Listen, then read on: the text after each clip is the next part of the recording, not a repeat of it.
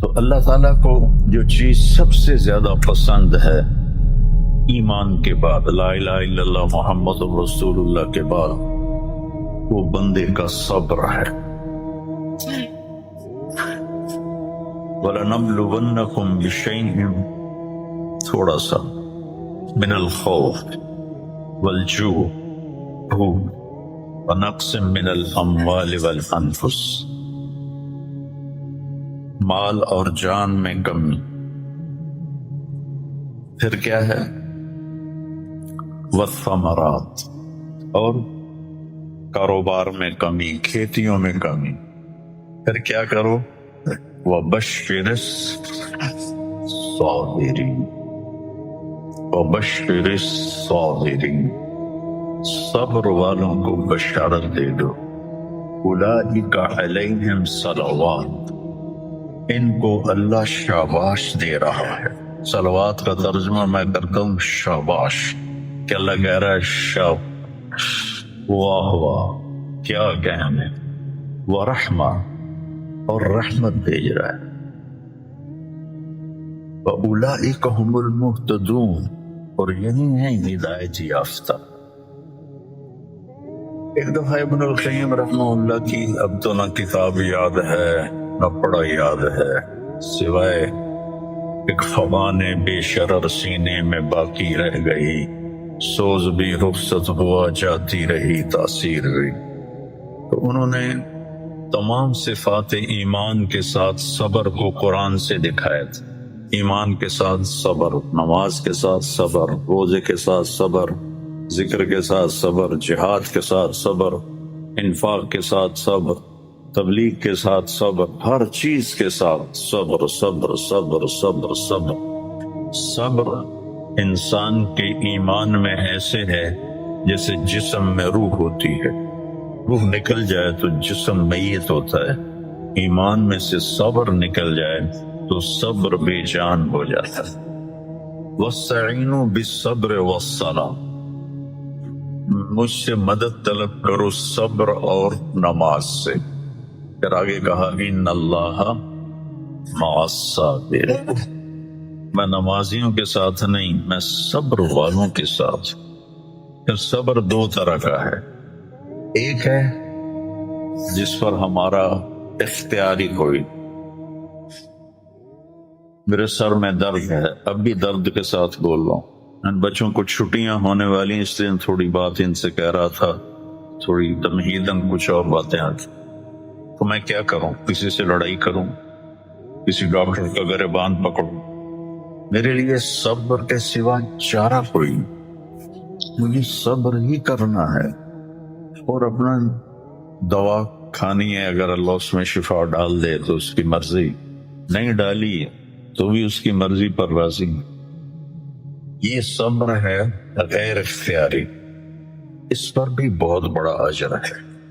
میرا جوان بیٹا میرے ہاتھوں سے نکل گیا، میں نے اپنے ہاتھوں سے اسے قبر میں اتارا، یہ صدمہ مجھے بھولتا ہی نہیں ہے۔ ساری زندگی بڑی آزمائش، شہرت آپ کو نظر آتی ہے کہ بڑی واہ واہ ہو رہی ہے، بڑا یہ ہو رہا ہے وہ، لیکن اس کے اندر اتنی آزمائشیں ہیں، اگر اللہ سے ڈر کے آدمی چل رہا ہو تو پھر اس میں اتنے امتحان ہیں کہ آدمی کیا تو بچا بچا کے نہ رکھ اسے، تیرا آئینہ ہے وہ آئینہ، تو شکستہ ہو تو عزیز تر ہے نگاہ آئینہ ساز میں، دل ایسے ہی پارا پارا ہو جاتا ہے۔ برداشت کرو۔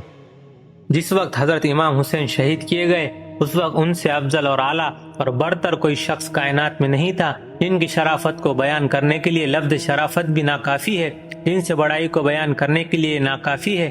یہ وجود احتر کو گھنٹے نبی صلی اللہ علیہ وسلم نے سینے پر لیٹا ہوتا تھا، اور وہ گال ہے جن کو ہزاروں دفعہ نبی صلی اللہ علیہ وسلم کے ہونٹوں نے چوما، جن پر اللہ تعالیٰ کے نبی نے اوپر یوں ہونٹ رکھے۔ کائنات میں فضیلت ان ہونٹوں کو حاصل ہے، حسین کے ہونٹوں کو حاصل ہے، یہ فضیلت حاصل ہے، اس پر نبی صلی اللہ علیہ وسلم کے ہونٹ لگے، ایک دفعہ نہیں ہزاروں دفعہ لگے، ایک پل کے لیے نہیں دیر تک لگے، اور یہ منہ ہے جس میں نبی کی زبان گئی ہے۔ بھوکے کے دونوں بھائی روتے ہیں، اماں پکڑ کر لاتی ہے، نہ روٹی ہے نہ سالن ہے، सूखी रोटी भी नहीं कि बच्चे के मुंह में डाल दी जाए। तो अल्लाह के नबी बड़े भाई को लेते हैं, मुंह में जबान डालते हैं और वो चूसता है, पेट भरता है।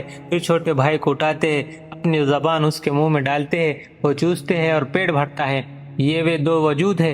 हजरत हसन सर से लेकर कमर तक हुजूर सल्लल्लाहु अलैहि वसल्लम के मुशाबे थे, कमर से लेकर पांव तक हजरत अली रज़ियल्लाहु अन्हु के मुशाबे थे। हजरत हुसैन रज़ियल्लाहु अन्हु उसका उलट थे, सर से लेकर कमर तक हजरत अली के मुशाबे थे और कमर से लेकर पांव तक हुजूर सल्लल्लाहु अलैहि वसल्लम के मुशाबे थे। इस वजूद पर तीर और तलवार और नेजा कौन सी चीज है जो नहीं लगी, कौन सी जगह है जहाँ जख्म नहीं लगा, तो क्या अल्लाह ताला की मदद नहीं आई?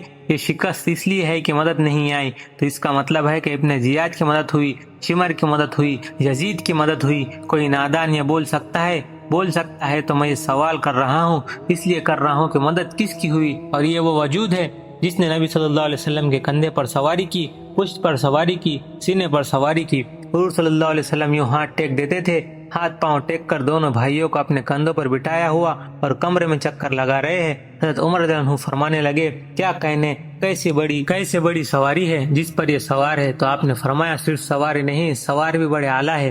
हजरत फातिमा रज़ियल्लाहु अन्हा फरमाने लगी, या रसूल अल्लाह, मेरे बच्चों के लिए कुछ तय फरमा दे। तो आपने दोनों बच्चों के लिए विरासत दी। क्या विरासत दी कि न टका, न पैसा, न माल, न मुल्क, सारी जिंदगी फकर में पेट में 2 पत्थर बांधते हुए गुजर गई। तो कहा, हसन को मैं अपनी सरदारी देता हूँ और हैबत देता हूँ, हुसैन को अपनी शुआजत देता हूँ और अपनी सखावत देता हूँ। विरासत तकसीम हो रही है। इतने फजाइल वाली हस्ती किन के हाथों कत्ल हो गई, जिनको इंसान कहना भी इंसानियत के नाम पर दाग है। अगर ये दुनिया फैसले की जगह होती तो हुसैन रज़ियल्लाहु अन्हु कत्ल न होते, यजीद तख्त पर न होता, इब्ने जियाद तख्त पर न होता। इब्ने जियाद के हाथ में छड़ी है, तश्त में इमाम हुसैन रज़ियल्लाहु अन्हु का सर पड़ा हुआ है और वो छड़ी होंठों पर मार रहा है, यूं मार रहा है, ना जमीन फटी ना आसमान गिरा। ये इम्तिहान की जगह है, फैसले की जगह नहीं। इमाम इब्ने सनान रज़ियल्लाहु अन्हु वहाँ बैठे हुए थे, तड़प कर उड़ गए, कहने लगे, जालिम छड़ी पीछे कर ले। मैंने हजारों दफा इन होठों पर नबी सल्लल्लाहु अलैहि वसल्लम के होठों को लगते हुए देखा है, लेकिन वो कत्ल हो गए, शहीद हो गए। एक कब्र भी नसीब नहीं हुई। सर कहीं दफन, धड़ कहीं दफन, सर की नुमाइश हो रही है, नेज़ों पर लटकाए जा रहे हैं। तो क्या ये नाकाम है? क्या हमने कभी हुसैन रज़ियल्लाहु अन्हु को नाकाम कहा? क्या हमने कभी यजीद को कामयाब कहा? कभी इब्ने जियाद और शिमर को हमने कामयाब कहा? वो तो अपने गले में लानत का ऐसा तोक डाल गए कि कयामत तक उनके गले से नहीं निकल सकता। तो सिर्फ उनके तज़किरे करने बस, उनकी सीरत पर नहीं चलना। सूद नहीं छोड़ सकते, झूठ नहीं छोड़ सकते। ये कैसी मोहब्बत है, ये कैसा दावा इश्क है। वो किस हाल में मासूम बच्चों समेत अल्लाह ताला के यहाँ पहुँच गए। मेरे भाइयों, फैसला आगे होने वाला है। यहाँ अल्लाह ताला काफिर को भी दे देता है, अच्छे को भी दे देता है, बुरे को भी देता है।